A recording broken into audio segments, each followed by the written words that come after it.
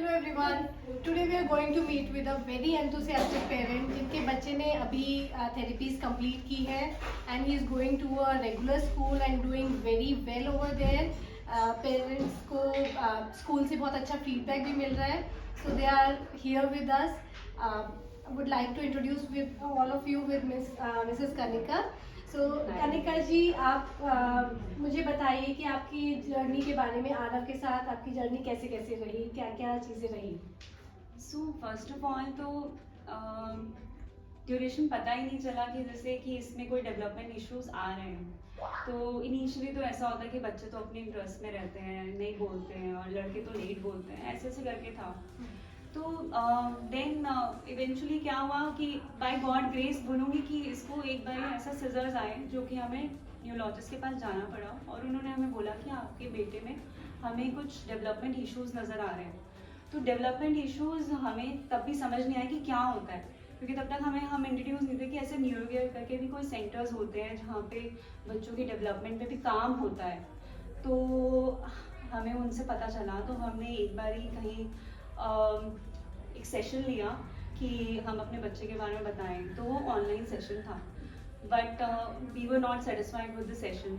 तो मेरे हस्बैंड अजय ने ढूंढा इनके बारे में, सेंटर के बारे में, न्यूरो केयर सेंटर के बारे में, हमारे चाइल्ड स्पेशलिस्ट। तो डॉक्टर जॉली के फीडबैक्स पढ़े हमने, तो हमें काफ़ी अच्छा लगा ये सेंटर। तो हम यहाँ आए, विज़िट किया कोविड पीरियड में। उन्होंने हमें असिस्ट करा। आरव का भी काफ़ी अच्छे से उन्हें 40 मिनट्स अराउंड उन्होंने दिए उसको, और पूरा उसका असिस्ट करा कि कहाँ कहाँ कमी है, क्या क्या इसमें प्रॉब्लम्स हैं। देन हमने शुरू करा ये सेशंस देना यहाँ पे, थेरेपी सेशंस। और हमारे लिए काफ़ी नई चीज़ थी, हमारी पूरी फैमिली में काफ़ी नई चीज़ थी कि कुछ ऐसा भी होता है। तो देन धीरे धीरे एक्सपीरियंसेस करते रहे, हम आते रहे, मैं रेगुलर आती रही इसको लेके। तो स्पीच थेरेपी शुरू करी थी और ओटी थेरेपी से शुरू करा था हम लोगों ने काम इस पे, और रेगुलर आते थे 6 days a week। और कम से कम 1 साल हम 6 days a week ही आते थे, कभी भी हमने बीच में ब्रेक नहीं लिया। उसके बाद धीरे धीरे we started taking break, and then उसके बाद धीरे धीरे इसमें डेवलपमेंट्स बढ़ती रही।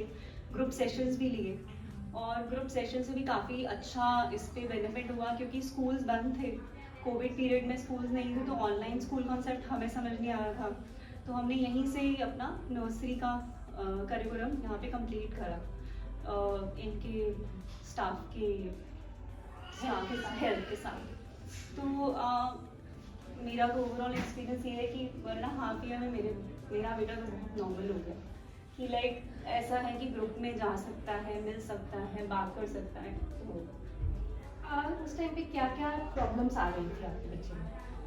प्रॉब्लम्स तो ये थी कि एक तो काफ़ी ज़्यादा एक्सप्रेसिव नहीं था, तो एक्सप्रेसिव ना होने की वजह से इसमें ग्रुप में जाना बंद कर दिया था इसने, जैसे फेस नहीं करता था लोगों को। कोई घर आता था तो उससे प्रॉब्लम होती थी, घर क्यों आ गए मेरे, तो उससे प्रॉब्लम होती थी। अब तो वेलकमिंग है, तो उसमें काफ़ी डिफरेंस आया। फ्रेंड्स नहीं बनाता था, अब फ्रेंड्स भी बनाता है, साइकिलिंग भी करता है, सारी चीज़ें बहुत नॉर्मल फेज में बढ़ती रही अपने आप। तो ड्यूरिंग थेरेपीज अपने आप इसका काफ़ी डेवलपमेंट बढ़ता रहा। As far as I remember, like उसमें हाइपर एक्टिविटी, कमांड्स को समझ नहीं पाता था कमांड, अपनी चीज़ों को रिस्पॉन्ड करना, और कुछ फिक्सेशंस थी, एक्सप्रेसिव ही नहीं था। अगर एक बार रिजिड हो गया तो वो रिजिड हो जाता था, फिर वो बार्गेनिंग समझ ही नहीं पाता था कि क्या चीज़ मुझे बोली जा रही है या क्या एक्सपेक्ट किया जा रहा है।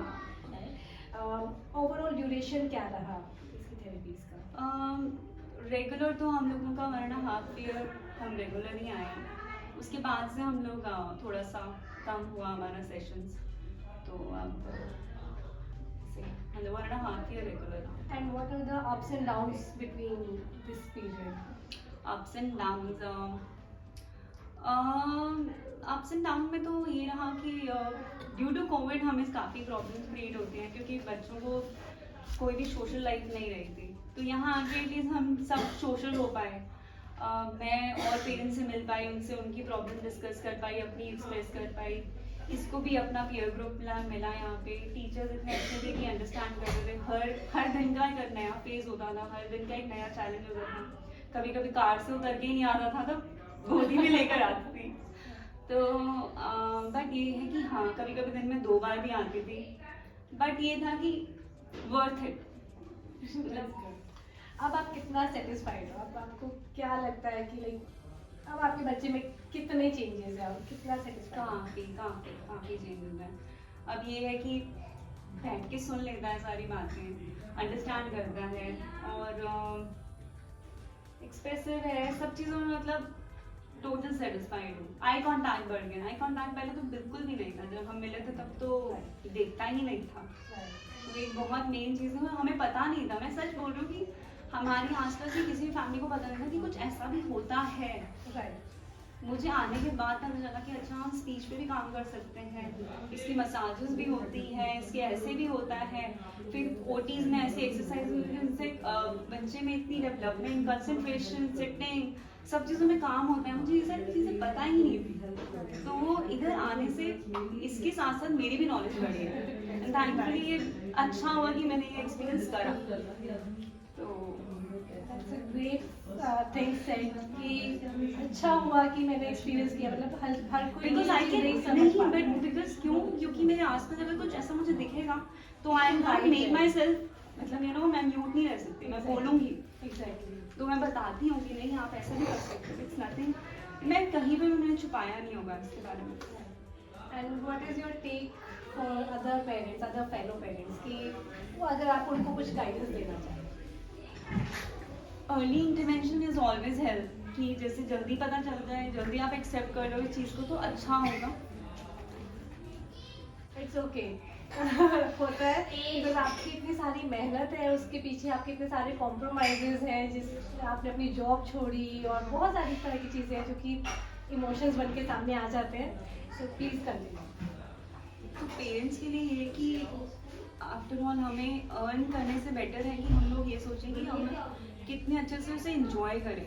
तो money, I think money doesn't matter, I think matter what कि जो आप बच्चे के साथ वो ड्यूरेशन इंजॉय कर पाओगे ना, जब वो प्रॉपरली ठीक हो जाएगा तो वो कहीं ना कहीं आप मिस आउट करोगे। अगर आप अपनी जॉब में और उन सबको प्रियोरिटाइज करते हो तो किसी ना किसी एक पेरेंट को तो सेक्रीफाइस करना पड़ता है, इधर वो कोई भी, दोनों में से कोई भी करे, बट करना पेरेंट को ही पड़ेगा, क्योंकि वो जो पेन है ना तो वो पेरेंट्स ही समझ सकते हैं।